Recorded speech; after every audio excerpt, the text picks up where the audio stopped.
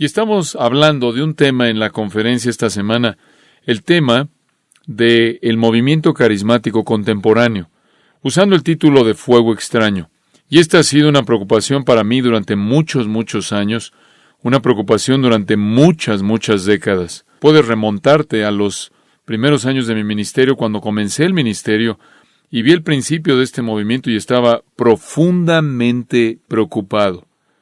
A lo largo de los años, he hablado de esto desde el púlpito 40 años atrás en una serie acerca del movimiento carismático, acerca de los temas que estaban prácticamente vivos en el movimiento. Un libro acerca de los carismáticos siguió unos años después, otro libro, Caos Carismático, más series, más atención dada a esto, para tratar de ayudar a nuestra congregación a ejercer discernimiento. Cuando la gente me pregunta, ¿cuál es el problema más serio en la iglesia? Siempre digo lo mismo. El problema es discernimiento, esto es falta de discernimiento.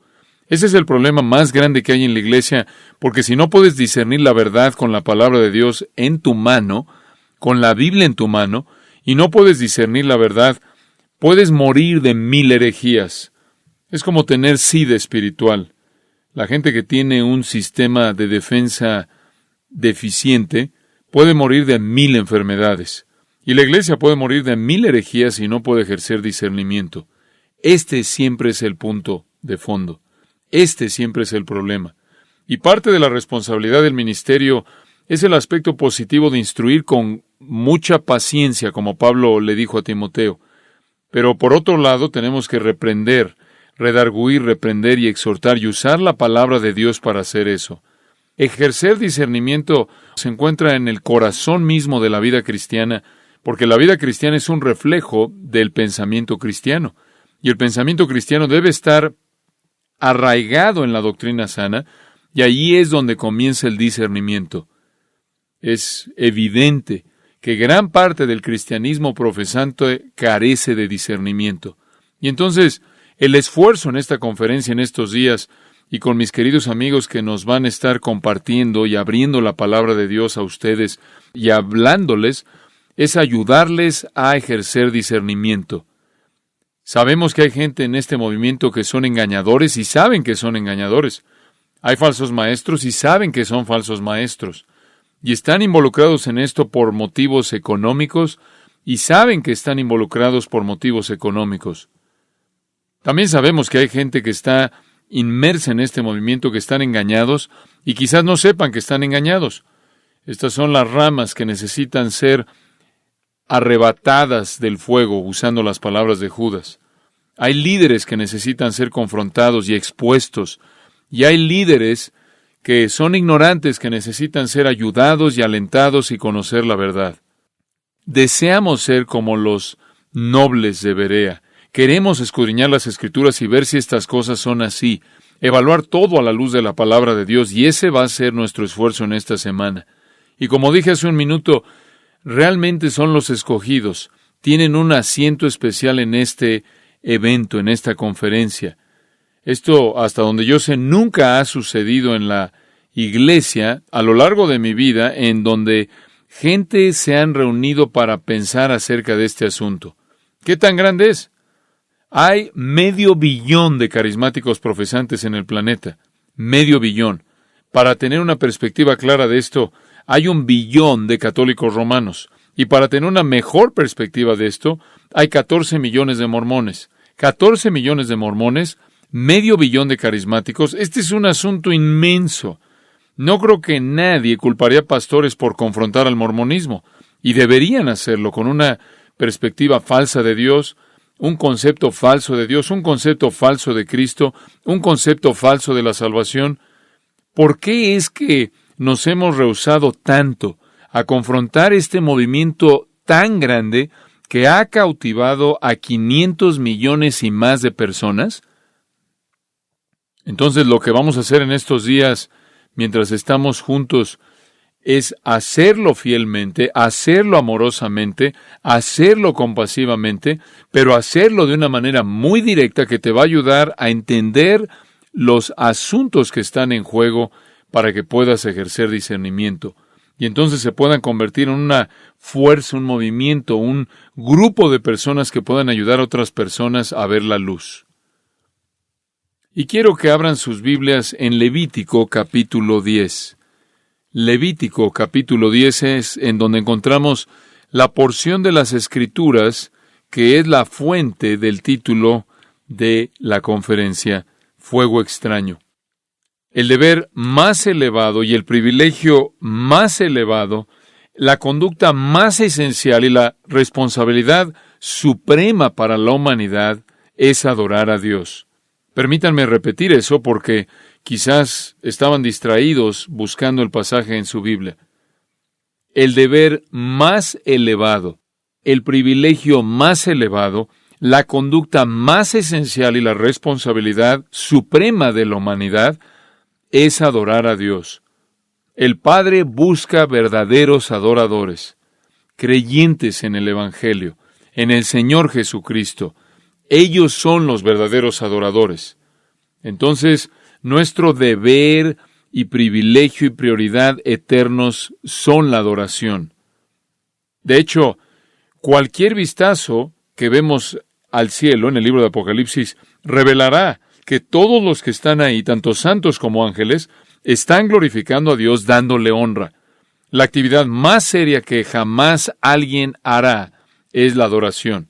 La actividad más seria que cualquier persona llevará a cabo es adorar. Y no solo en el cielo, sino también en la tierra. Cuando te congregas y dices que es con el propósito de adorar a Dios, acabas de pronunciar sobre ti mismo una urgencia y una severidad y una seriedad de la actividad misma en la cual te involucras. Nada es más serio que la adoración.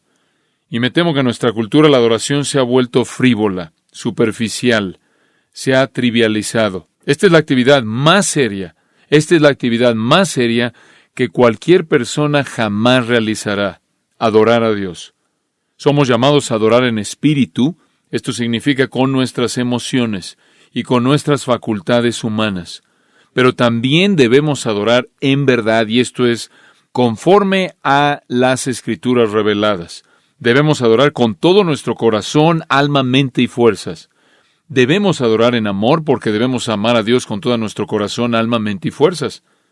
El ser entero, todo lo que somos, debe estar inmerso en adoración amorosa de Dios conforme a su verdad revelada. Y Dios estableció la adoración en Israel ahí en el libro de Levítico. Los primeros líderes de adoración que vinieron delante de Dios representando al pueblo eran sacerdotes. Y realmente comenzó de manera oficial con Aarón en la economía de Israel. Y él va a ser la cabeza de una familia sacerdotal y van a tener la responsabilidad de ser los líderes de adoración para el pueblo de Dios. En el capítulo 9 de Levítico, Aarón ofrece un sacrificio para el pueblo de Dios de acuerdo con la prescripción de Dios. A Aarón se le dijo que Dios respondería positivamente cuando él ofreciera un sacrificio de acuerdo con el mandato que Dios había dado. En el capítulo 9 de Levítico y versículo 6, Moisés dijo, «Esto es lo que mandó Jehová. Hacedlo, y la gloria de Jehová se os aparecerá». Y dijo Moisés a Aarón, «Acércate al altar y haz tu expiación y tu holocausto, y haz la reconciliación por ti y por el pueblo, haz también la ofrenda del pueblo, y haz la reconciliación por ellos, como ha mandado Jehová». Dios había dado un mandato, y Aarón debía seguir ese mandato y realizar esa ofrenda, presentar esa ofrenda.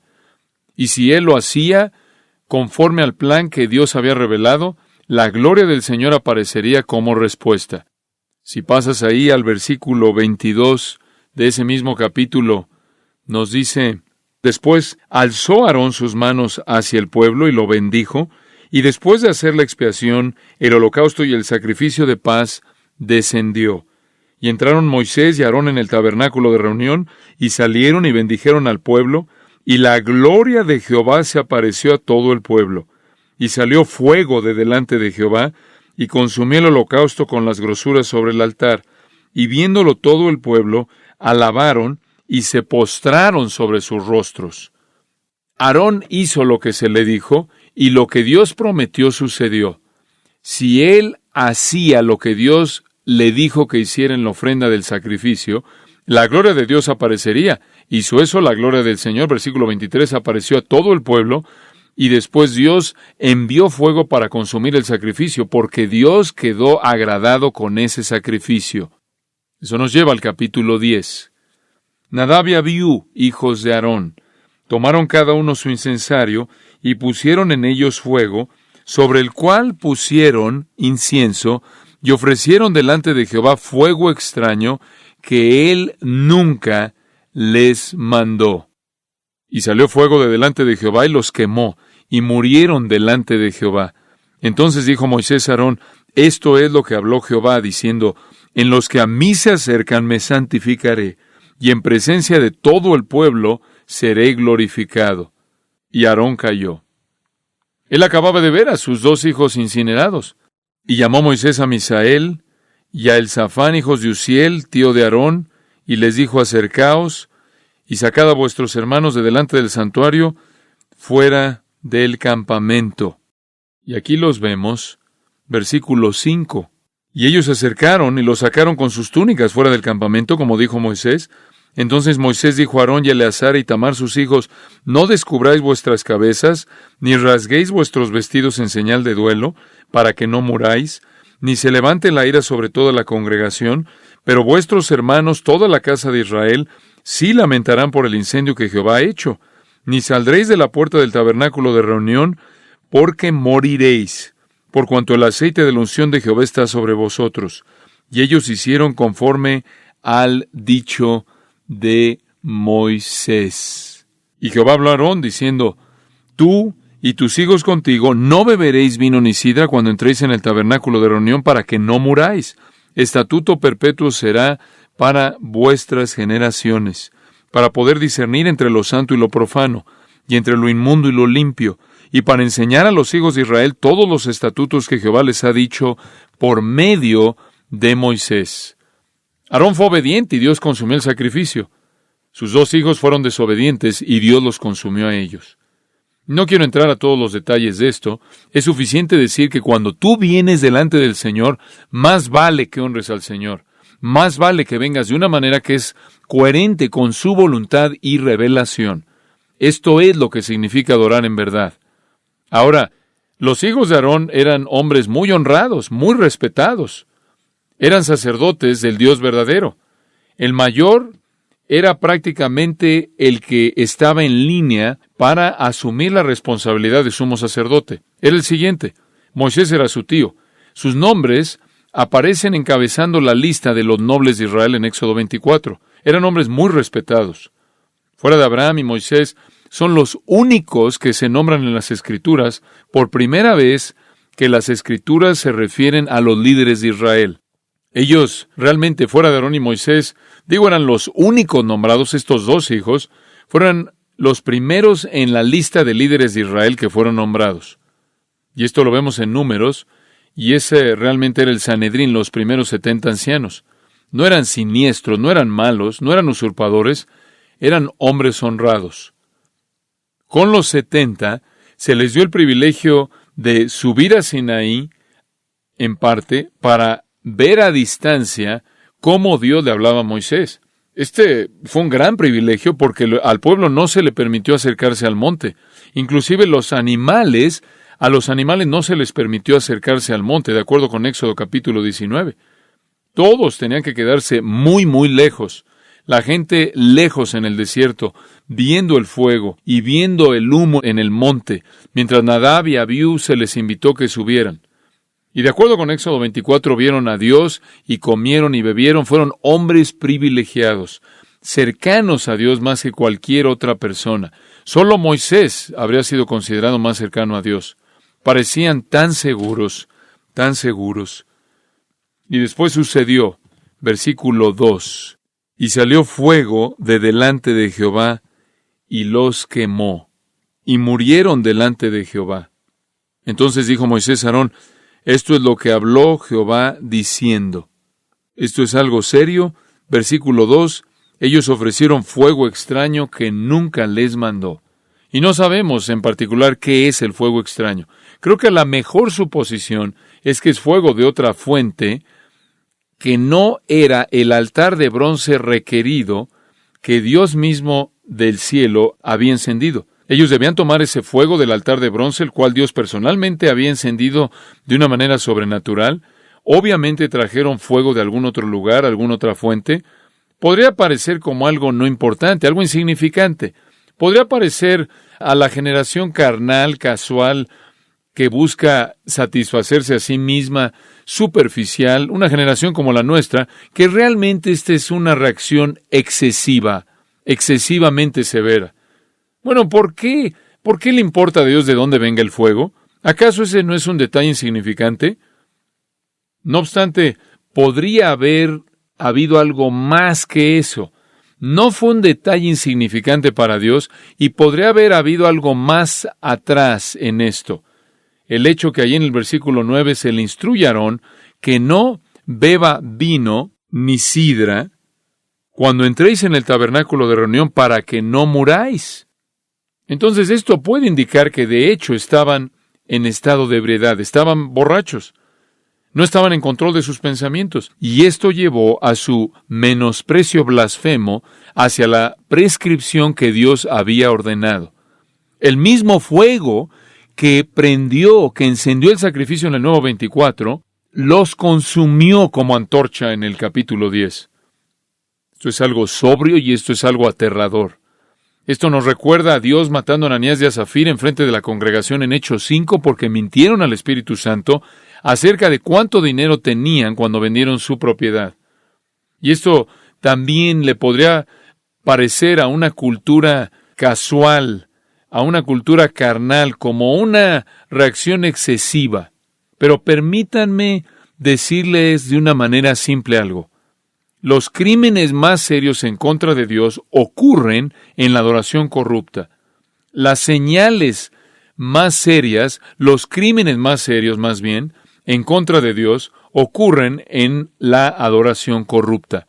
Pasen conmigo, si son tan amables, por un minuto, de regreso al capítulo 32 de Éxodo.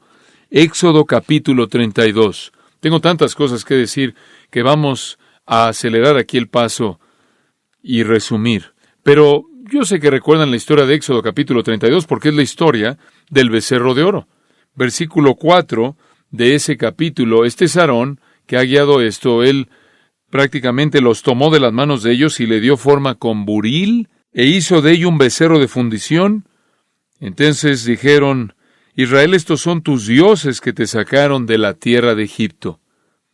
El becerro de oro era una representación falsa del Dios verdadero. Y el pueblo, como nos dice en el versículo 6, al día siguiente madrugaron y ofrecieron holocaustos y presentaron ofrendas de paz. Y se sentó el pueblo a comer y a beber y se levantó a regocijarse. Estaban adorando al Dios verdadero en una forma falsa, transformando la gloria de Dios en una representación falsa, una imagen falsa. Y ustedes saben cómo siguió la historia. Fue un desastre para ellos. Hubo prácticamente una matanza masiva. La gente murió ahí en el momento. Se levantó hermano contra hermano con una espada y prácticamente destazaron a su propia familia, llevando prácticamente a la práctica, cumpliendo el mandato de Dios de castigar a los adoradores que habían corrompido la adoración. Y quiero repetir eso de nuevo. Los crímenes más serios jamás cometidos en contra de Dios son cometidos en la adoración corrupta. Y eso nos lleva al punto en donde necesitamos decir que el movimiento carismático continuamente deshonra a Dios en sus formas falsas de adoración.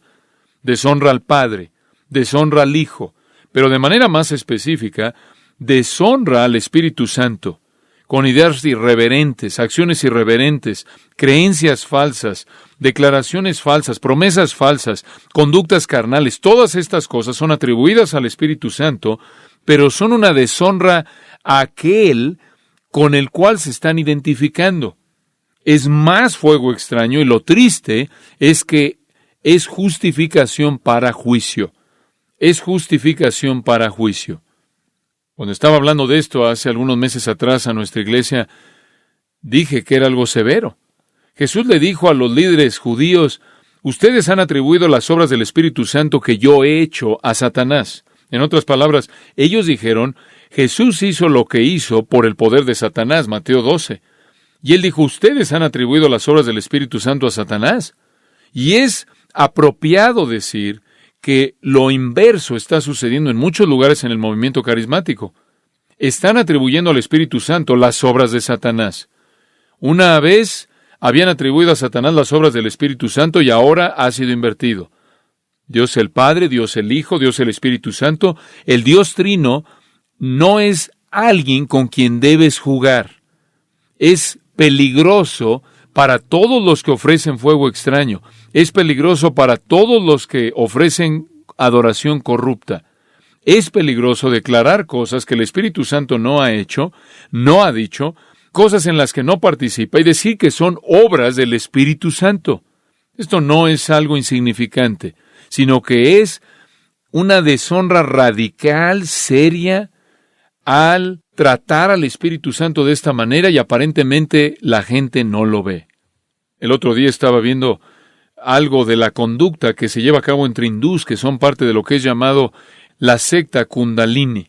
La secta Kundalini, el grupo Kundalini, tienen ciertos movimientos corporales que parecen quizás ser mejor explicados por posesión demoníaca.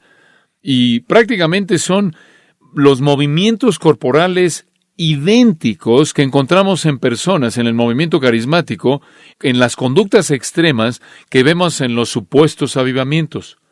Esto es paganismo. Esta es la obra de Satanás. Esta es la obra del reino de las tinieblas y no debe ser atribuida al Espíritu Santo.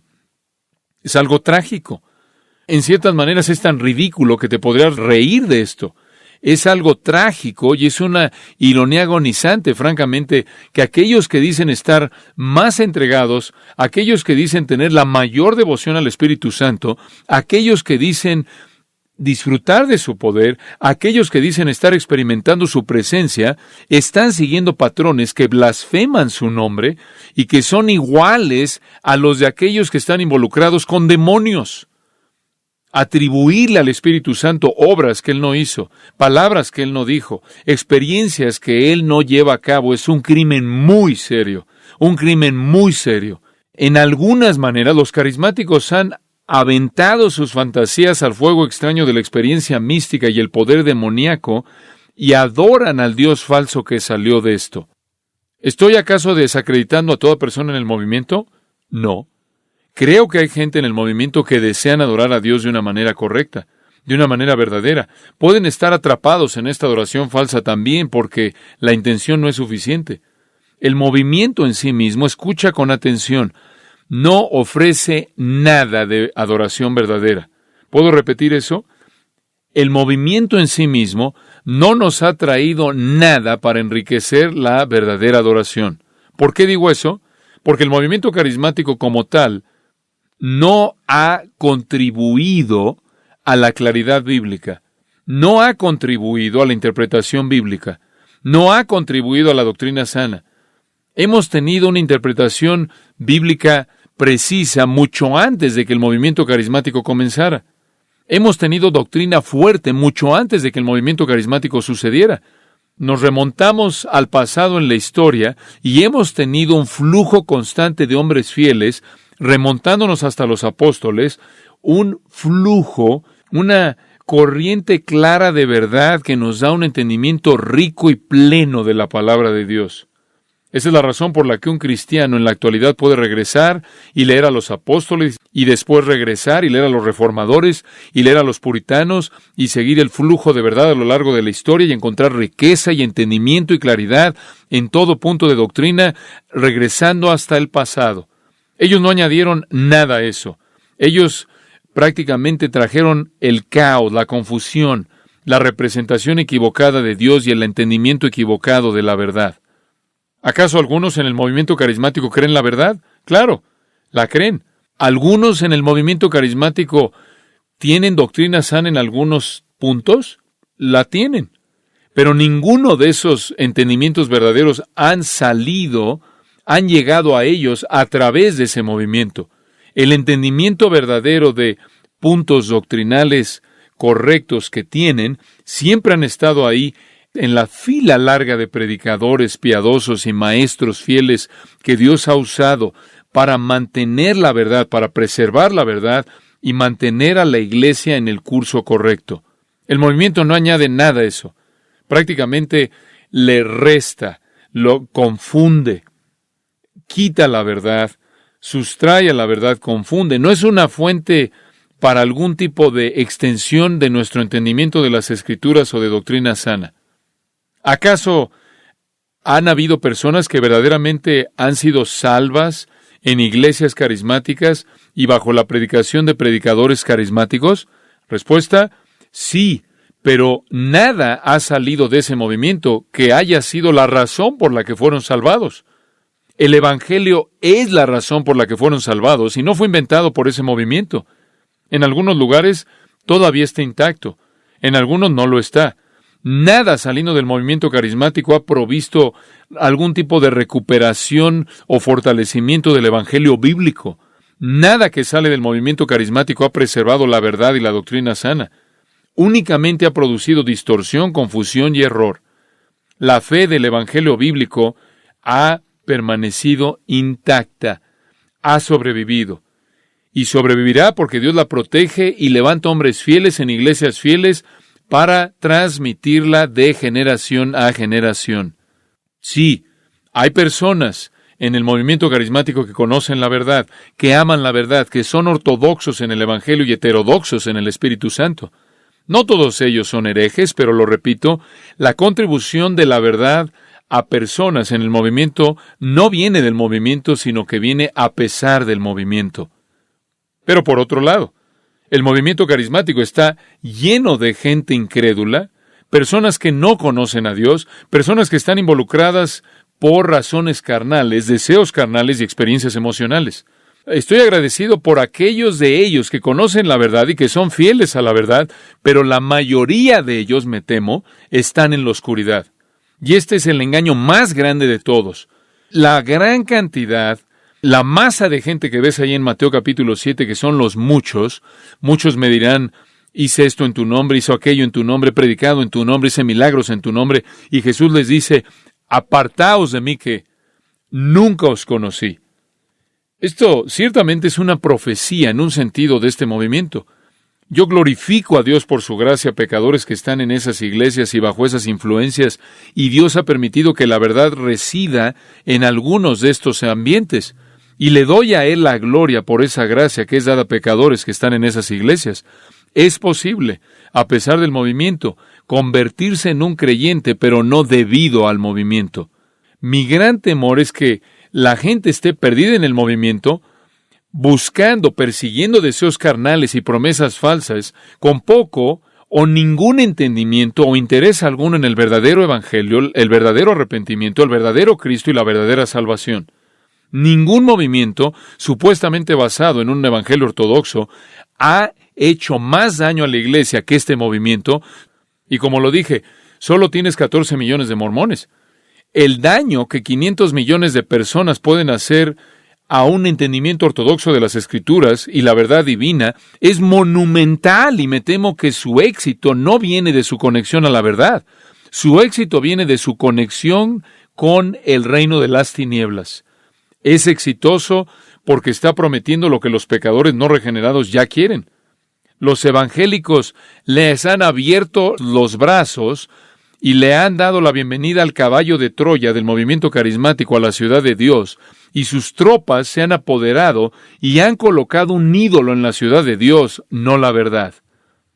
¿Hay algo más serio que esto? No puede haberlo. Como contraste, la teología reformada, la doctrina sana, no es un refugio de falsos maestros. No es donde los falsos maestros residen. La teología reformada, la doctrina sana, la exposición fiel bíblica entre una larga fila, un legado grande y largo de hombres piadosos, no es un lugar para los falsos maestros. No es a donde los farsantes van. No es a donde los engañadores avaros se encuentran. No es en donde encuentras mentirosos y aquellos que representan erróneamente la verdad.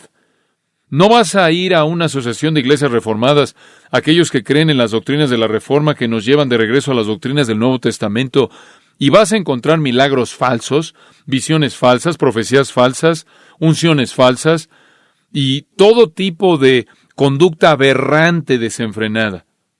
No vas a encontrar a gente sacudiéndose y balbuceando y revolcándose y cayéndose y diciendo cosas aberrantes acerca del Espíritu Santo. Eso no va a suceder en ese ambiente porque están anclados en la verdad. Una vez que la experiencia y la emoción y la intuición se convierten en la definición de lo que es verdad, entonces el infierno es desatado. 1657. John Owen escribió un análisis de la comunión con Dios en una especie de estilo clásico. Los puritanos solían hacer esto. Este es el título de su libro. Este es el título. De la comunión con Dios, el Padre, el Hijo y el Espíritu Santo. Cada persona distintivamente en amor, gracia y consolación. Ahora ese es un título no muy breve, ¿no crees? O dice, aquí hay otro título. La comunión de los santos con el Padre, el Hijo y el Espíritu Santo desarrollada. Es un tesoro. Este libro escrito por John Owen porque explica la comunión trinitaria.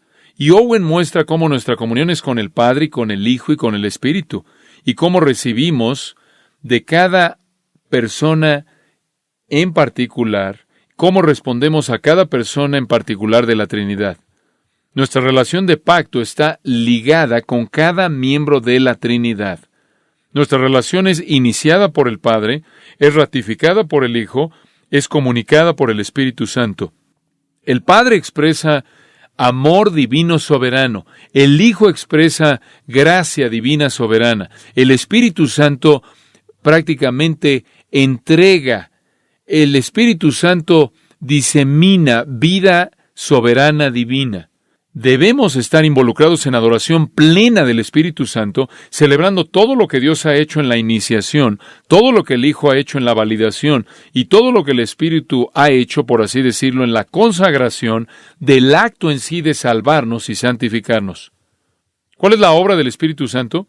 Él redarguye, regenera, justifica, Él ilumina, limpia, convierte, Él santifica, adopta, bautiza, mora, Él capacita, Él guía, Él libra, Él produce fruto, Él nos asegura. Esto es lo que las Escrituras dicen, y lo que no dicen es esto. El Espíritu Santo nos derriba. El Espíritu Santo nos hace reír de una manera torpe. El Espíritu Santo hace que nuestra temperatura corporal se incrementa. El Espíritu Santo nos produce hipo.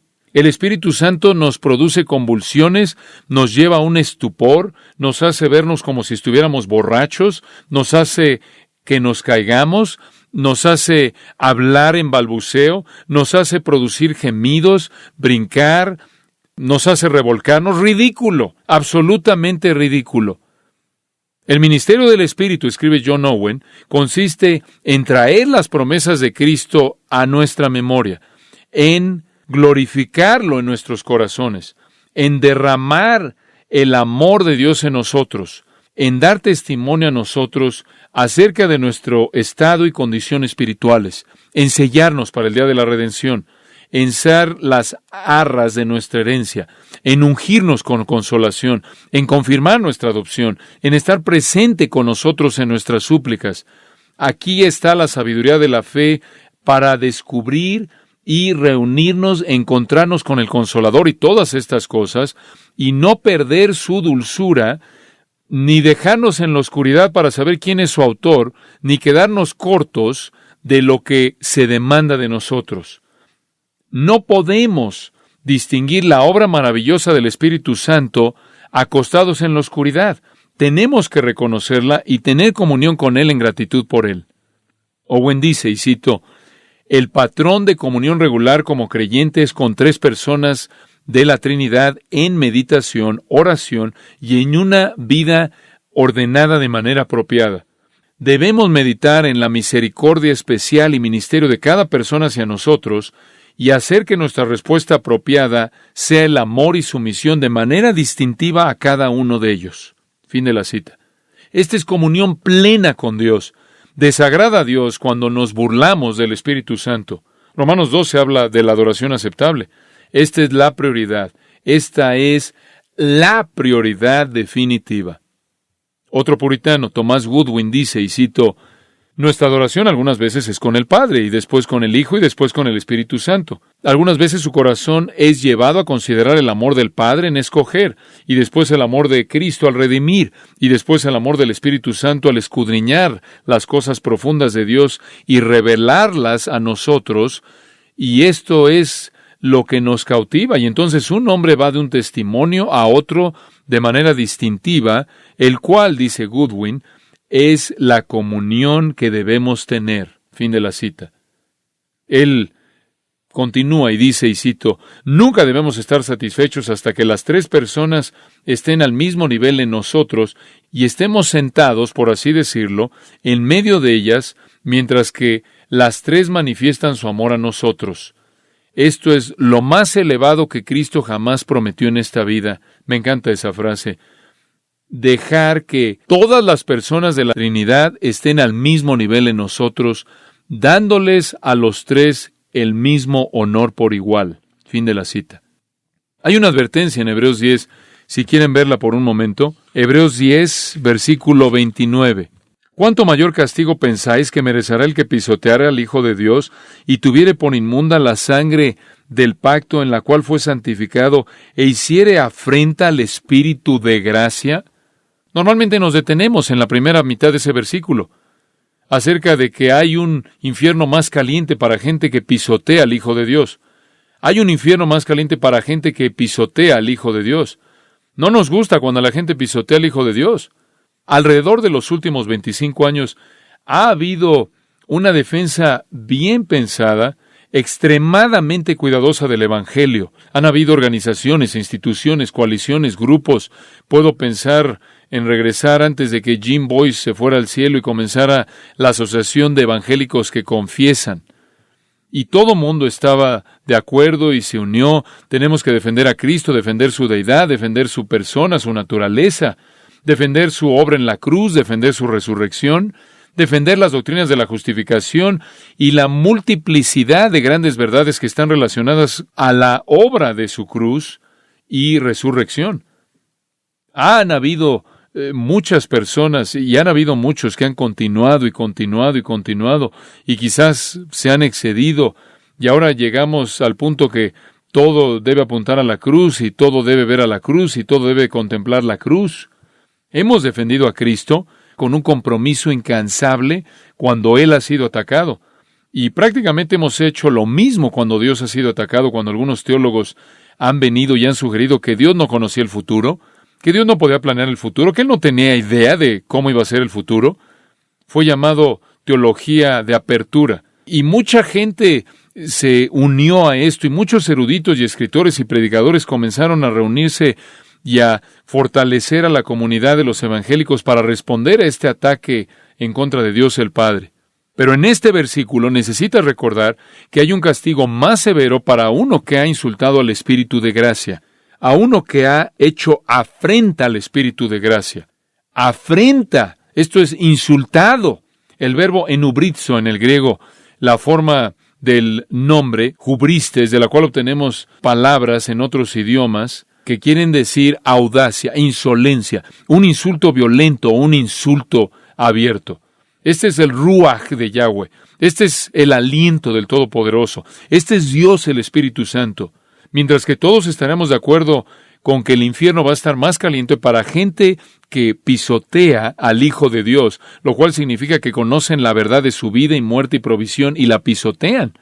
Pero la misma advertencia es dada a personas que son audaces e insolentes e insultan de manera violenta al Espíritu de gracia.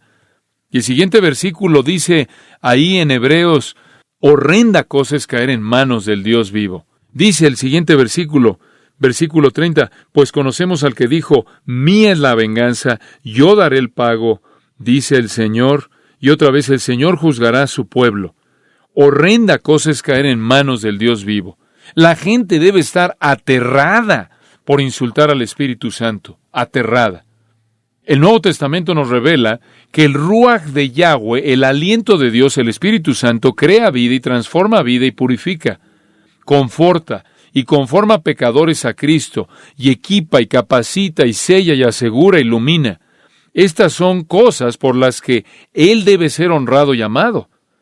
Aquí hay una cita, y cito, El engaño satánico más grande que jamás se le ha ofrecido a alguien es la doctrina falsa de una vez salvo, siempre salvo. Fin de la cita. ¿Quién es el que nos asegura para siempre? ¿Quién es el que nos sella para siempre? ¿Quién es las arras de nuestra herencia? El Espíritu Santo. La obra del Espíritu Santo consiste en asegurarnos para siempre. Aquí hay una cita de un líder carismático, y cito: el engaño satánico más grande que jamás se ha ofrecido es la doctrina falsa de una vez salvo, siempre salvo. Fin de la cita. Acabas de acusar al Espíritu Santo diciendo que la obra del Espíritu Santo es la obra de Satanás, porque la obra del Espíritu Santo que intercede por nosotros con gemidos indecibles, toda persona que es llamada es justificada, y toda persona que es justificada es ¿qué? Glorificada. Romanos 8. Esto es insultar al Espíritu Santo. Esto es algo peligroso, peligroso. Benny Hinn dice esto, y cito: nunca quiero ir con el Señor y decir, si es tu voluntad. Nunca digas eso. El Espíritu Santo actúa dependiendo de mis palabras. Él no se va a mover hasta que yo lo digo. Fin de la cita. ¿En serio?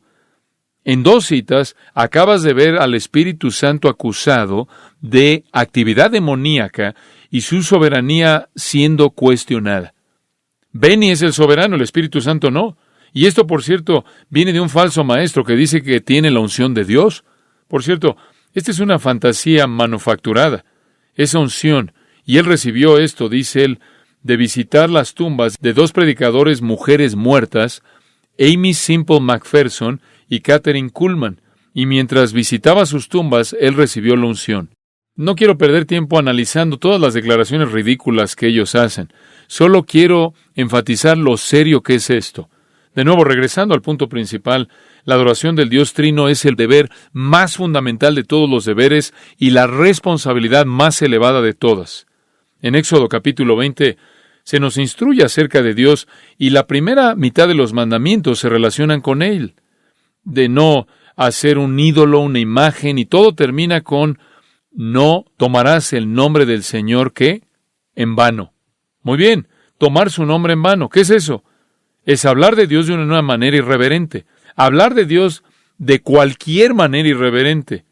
Y no solo es usar el nombre de Dios como una grosería, sino es hablar de Dios de cualquier manera irreverente, de cualquier manera que lo represente erróneamente en su naturaleza, en sus atributos, y en sus obras o en sus palabras. Cualquier cosa atribuida a Dios que no es de Dios es tomar su nombre en vano. Pensar algo acerca de Dios, concebir algo acerca de Dios, atribuirle algo que no es genuinamente de Él, atribuirle algo que no es una realidad acerca de Él, referirse a Dios como alguien diferente de lo que Él es y asignarle cosas que Él nunca haría, palabras que Él nunca diría, es tomar su nombre en vano. No es solo usar su nombre en un juramento vano, sino que es ignorar lo que es verdad acerca de Dios. Es representar erróneamente a Dios. Esto es lo más severo. En Deuteronomio 28, en el versículo 58, hay un par de versículos ahí. Deuteronomio 28, versículo 58. Si no cuidares de poner por obra todas las palabras de esta ley que están escritas en este libro, temiendo este nombre glorioso y temible, Jehová tu Dios, entonces Jehová aumentará maravillosamente tus plagas y las plagas de tu descendencia, plagas grandes y permanentes, y enfermedades malignas y duraderas, y traerá sobre ti todos los males de Egipto delante de los cuales temiste, y no te dejarán. Toma el nombre de Dios en vano, y Dios te castigará. Deuteronomio dice, no dejará sin castigo. El que haga eso no se quedará sin ser castigado. Y saben una cosa, realmente me impresiona que el movimiento ha sobrevivido como lo ha hecho hasta hoy. Simplemente la gente me dice, ¿por qué Dios no mata a estas personas? ¿Por qué no los derriba? Porque por naturaleza es paciente y porque sus propósitos son desconocidos para mí. Yo no sé más acerca de los consejos secretos de Dios que Job supo. Y Dios no está obligado a decirme todo, pero sé esto. El crecimiento de El movimiento carismático falso no va a detener la mano de juicio de Dios en el tiempo de Dios. No necesitamos una versión de becerro de oro del Espíritu Santo. No necesitamos un Espíritu Santo falso. Necesitamos al Espíritu Santo que está revelado en las Escrituras, titulado El aliento del Todopoderoso, en Job 33, el Espíritu eterno de Hebreos 9, el Espíritu generoso, buen Espíritu de Salmo 51, el buen Espíritu del Salmo 153, y después todos estos nombres, el Espíritu del Dios viviente, el Espíritu de Dios, el Espíritu del Padre, el Espíritu de Cristo, el Espíritu del Hijo, el Espíritu de vida, el Espíritu de gracia, el Espíritu de sabiduría, el Espíritu de consejo, de poder, de entendimiento, conocimiento y del temor del Señor, el Espíritu de verdad, el Espíritu de santidad, el Espíritu de gloria, el Consolador, y en Lucas 1, el poder del Altísimo. Tan santo como es el Padre y el Hijo, así lo es el Espíritu. Tan soberano como lo son el Padre y el Hijo, así de soberano es el Espíritu. Tan poderoso como lo es el Padre y el Hijo, así de poderoso es el Espíritu. Tan lleno de gracia que es el Padre y el Hijo, así de lleno de gracia es el Espíritu. Igual de amoroso que es el Padre y el Hijo, así lo es el Espíritu, uno en perfección. Y eso simplemente me lleva a decir que estamos aquí para tratar de llamar a la restauración de la verdadera adoración del Espíritu Santo en la iglesia. Es difícil para mí tratar con esto. El celo, si puedo usar las palabras que Jesús usó del salmista, el celo por tu casa me ha consumido. Los vituperios que caen sobre ti han caído sobre mí. Cuando el Espíritu Santo es tan deshonrado, siento el dolor. La iglesia se ha levantado, como dije, para defender al Padre, defender al Hijo. ¿Acaso no se va a levantar para defender al Espíritu Santo? Realmente no hay manera de explicar ese fracaso. El movimiento carismático ha demandado con tanto éxito aceptación en base al amor y a la tolerancia, y ha sido bienvenido, corrompiendo a la iglesia, cultivando emocionalismo al extremo, confundiendo a la gente acerca de la adoración, la oración, la alabanza, la fe, el contentamiento, la humildad, la soberanía y muchísimas otras cosas. Y en otra ocasión, en otra parte de la historia en el pasado, habrían sido rechazados o como heterodoxos o como herejes. Permítanme concluir con algunos pensamientos. Y simplemente para tratar de lavar nuestras mentes de algunas de las cosas negativas que en cierta manera los forcé a que pensaran. Hay un gran tributo al Espíritu de Dios con el que quiero dejarlos, un gran tributo. Un tributo fuera de lo que hemos hablado con respecto de engañadores y falsos maestros, y este es su regalo más grande para nosotros. Y para ello, quiero que pasen a Romanos capítulo 8. Romanos capítulo 8. Esta es una porción muy conocida de las Escrituras. Quiero que la vean con una luz fresca. Esta es su obra más grande para nosotros. Vamos a comenzar ahí en el versículo 26. Y de igual manera, el Espíritu nos ayuda en nuestra debilidad. Pues, ¿qué hemos de pedir como conviene? No lo sabemos, pero el Espíritu mismo intercede por nosotros con gemidos indecibles. Mas el que escudriña los corazones sabe cuál es la intención del Espíritu, porque conforme a la voluntad de Dios intercede por los santos. Claro que eso se está refiriendo al Espíritu Santo. Y sabemos que a los que aman a Dios, todas las cosas les ayudan a bien. Esto es, a los que conforme a sus propósitos son llamados. Porque a los que antes conoció, también los predestinó para que fuesen hechos conformes a la imagen de su Hijo, para que Él sea el primogénito entre muchos hermanos. Y a los que predestinó, a estos también llamó. Y a los que llamó, a estos también justificó. Y a los que justificó, a estos también glorificó. Romanos 8 es el capítulo del Espíritu Santo. Todo acerca del Espíritu Santo y su ministerio. Y llega al versículo 26 y el Espíritu Santo nos ayuda en nuestra debilidad. Y lo hace en primer lugar al interceder por nosotros. Él es un intercesor así como Cristo es un intercesor por nosotros. Y Él siempre intercede de acuerdo con la voluntad de Dios porque Él conoce la voluntad de Dios. Como resultado de la obra intercesora del Espíritu Santo, todo obra para bien. Todo obra para bien. Para nuestro bien eterno como creyentes. No solo porque Dios lo dice, sino porque el Espíritu Santo se asegura de que suceda. Muy bien. El Espíritu Santo es el que está haciendo que todo obre para nuestro bien. Todo, absolutamente todo. Pero hay otro elemento de esto.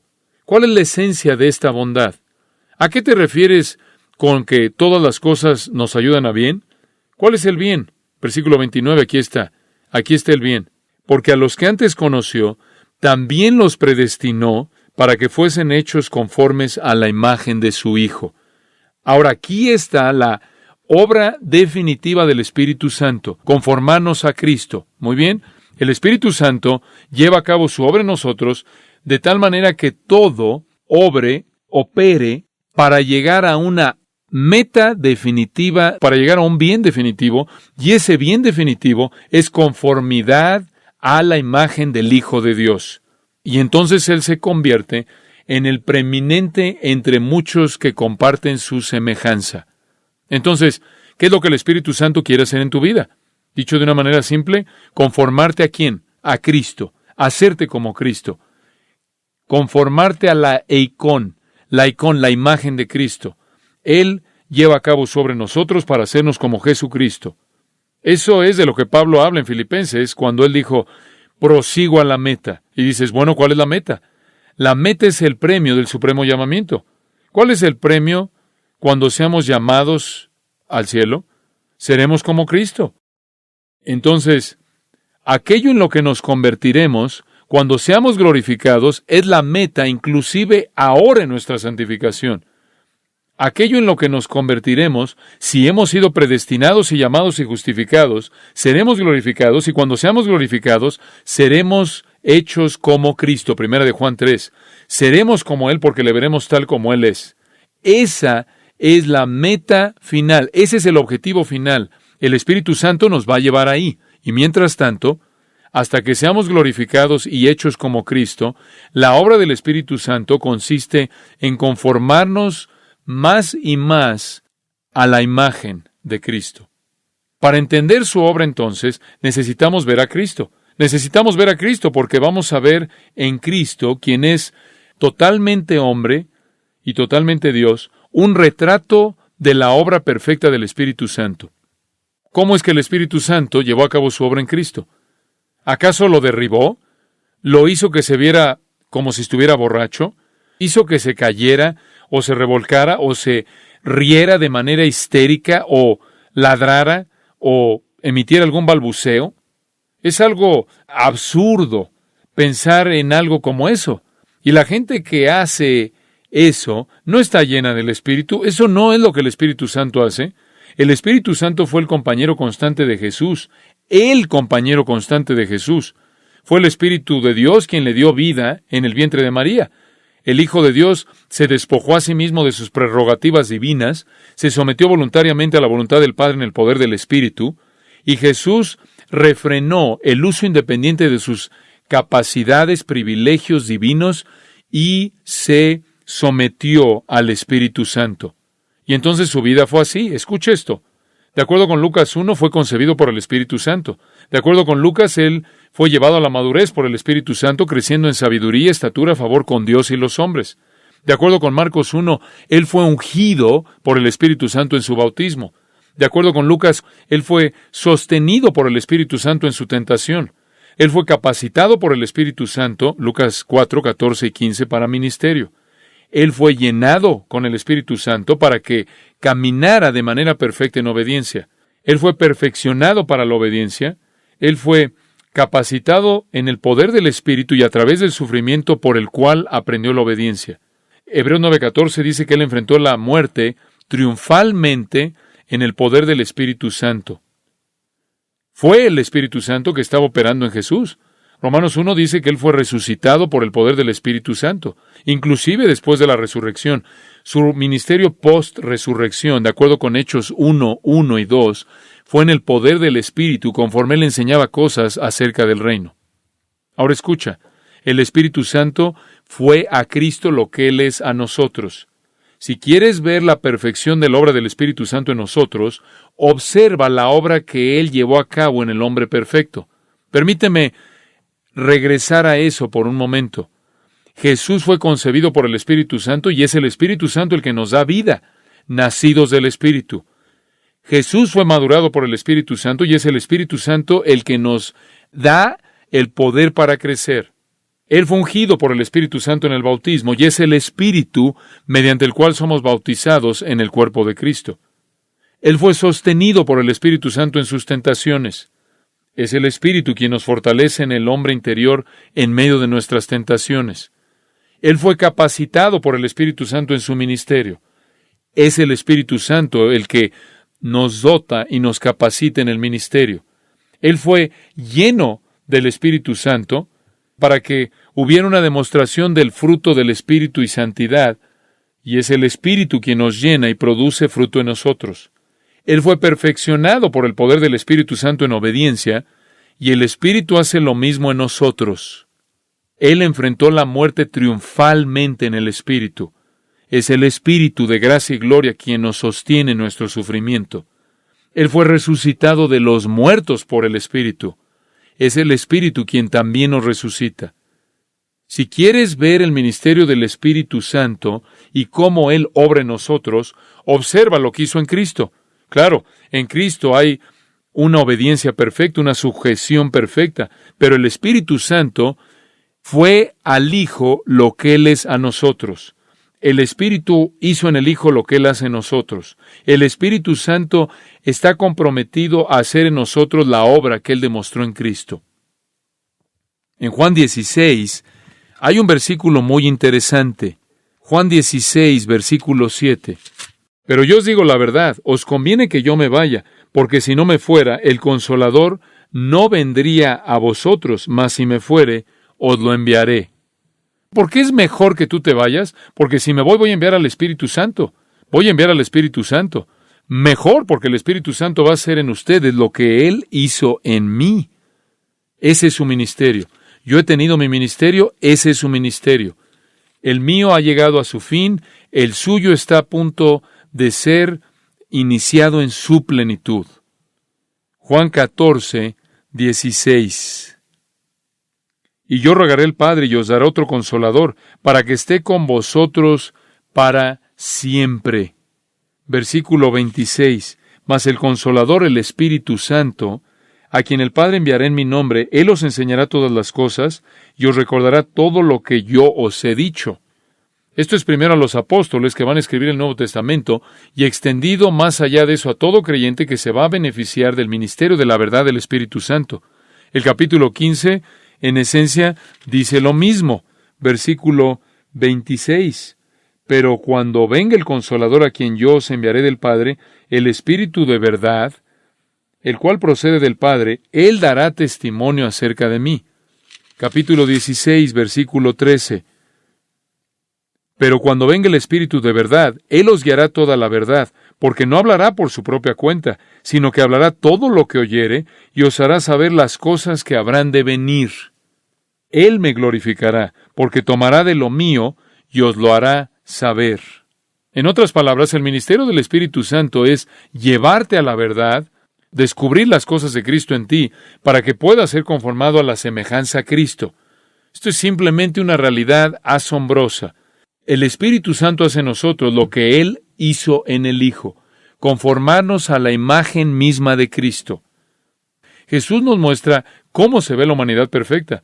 El Espíritu nos está conformando a Cristo, capacitando a los elegidos redimidos por Dios, para que a lo largo del tiempo seamos triunfales sobre el poder del pecado, la carne, Satanás y el mundo, capacitándonos para ser más y más como el Hijo de Dios. El Espíritu Santo está llevando a cabo en nosotros, produciendo en nosotros conocimiento santo, doctrina santa, obras santas, actitudes santas, palabras santas, una naturaleza santa.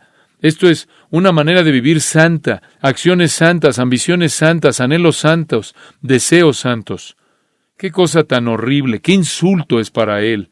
Decir que es responsable por la corrupción y la impiedad y la insensatez, inclusive los elementos demoníacos que deshonran al Padre y al Hijo y al Espíritu Santo. La obra del Espíritu Santo es tomar a portadores corruptos de la imagen de Dios que no pueden glorificar a Dios, en quienes la semejanza divina ha sido tan profundamente distorsionada que todos van a morir eternamente y van a pasar la eternidad en el tormento del infierno sin posibilidad alguna de escape, y tomar a esas personas distorsionadas y llenas de cicatrices y restaurarles a la semejanza a Jesucristo. Comenzaré a creer que la verdad prevalece en el movimiento carismático cuando vea líderes que son las personas más expuestas a sus principios y que se vean más parecidos a Jesucristo. Y puedo ver que realmente sean participantes de la naturaleza divina. Padre, te damos gracias porque hemos podido congregarnos. Gracias por estas amadas personas. Hay un anhelo en sus corazones por la verdad, no por la verdad en sí misma, sino por causa de conocerte a ti, llamarte a ti, servirte a ti, proclamar tu palabra. Sabemos cuál es la verdadera obra del Espíritu Santo, porque tú nos has dicho que en donde veamos semejanza a Cristo, la humildad de Cristo, la mansedumbre de Cristo, la gentileza de Cristo, la bondad de Cristo, la veracidad de Cristo, en donde vemos la palabra de Dios exaltada y honrada, sabemos que el Espíritu Santo está operando. Cuando vemos sacrificio, en donde vemos sacrificio, en donde vemos amor, en donde vemos una pasión por las sagradas Escrituras, en donde vemos discernimiento y que la verdad reina, sabemos que el Espíritu Santo está obrando. Y bueno, no vemos eso en este movimiento. Y por lo tanto, no podemos concluir que es una obra del Espíritu Santo. Nunca se lo atribuiríamos a Él. Tendríamos temor, siquiera de pensar de hacerlo. Haz que la verdad sea clara, Señor. Haz que la verdad sea clara. Ayúdanos a entender para que seamos medios de ayudar a otros a entender. Gracias por todo lo que has hecho en nosotros. No nos sentimos engañados. No necesitamos estar buscando, persiguiendo algún tipo de estas farsas insensatas. Estamos contentos porque la obra del Espíritu Santo verdaderamente se está desarrollando en creyentes verdaderos. Estamos agradecidos porque experimentamos eso. Está manifestando